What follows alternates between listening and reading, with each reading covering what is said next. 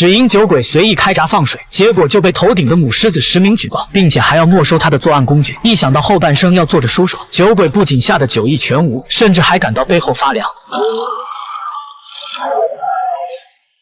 千百年以来，人类始终处于食物链的最顶端。我们对动物驯化、圈养，甚至是无忌惮的猎杀，理所当然地享受这一切。但如果在未来的某一天，所有动物学会了独立思维和特殊的交流语言，掌握了团队协作和组织策划，那时的人类会不会和动物角色互换，被他们的欲望所统治？而在地球的另一边，动物行为专家小帅和他的好友老黑，同样也遇到了诡异的凶险。一夜之间，所有来非洲狩猎的游客竟然全部消失不见了。小帅通过游客掉落的 DV 得知，景区遭受过野兽的袭击。很快他们在野外就搜救到游客的踪迹，但很显然游客已经不在车上了。小帅留在原地随机应变，而老黑小心翼翼地准备上前一探究竟。也就在老黑上车后，小帅察觉到安静的周围产生异动，于是神情紧张地环顾四周，却并无任何发现。但是他坚信自己的直觉不会有错。下一秒，游客小美突然从背后窜出，然后歇斯底里地警告小帅，说附近有狮子，快带他离开这里。但不巧的是，这句话也被狮子本尊听到，对方选择先向肉多的老黑下thủ。几声枪响过后，两人只看到狮子的身影。看这架势，老黑是真的黑了。痛失好友，小帅发泄性的朝车上开枪，可马上他就意识到自己的胆大妄为，原来草丛里还埋伏着其他狮子。体会到问题的严重性，两人果断选择逃离，而狮子也不想轻易放弃干饭的好机会。其实最让小帅疑惑的并不是狮子吃人的铁律，反倒是他们的习性。狮子是独居动物，往往都是一雄一雌的出现，像这样5只雄狮有策略的一起出现，倒是闻所未闻，出乎意料。但眼下尽快离开这里，才是他们迫在眉睫的头等大事。可麻绳专挑细处断，厄运专找苦命人。虽然两个从狮嘴里脱险，但车子却报废在荒郊野外。为安抚小美的情绪，小帅担保狮子追上来的可能性几乎为0。随后小帅就夸夸的打脸，狮子不仅追上他们，还把两人逼到了险境。面对面接触的同时，小帅也发现对方眼睛的异常。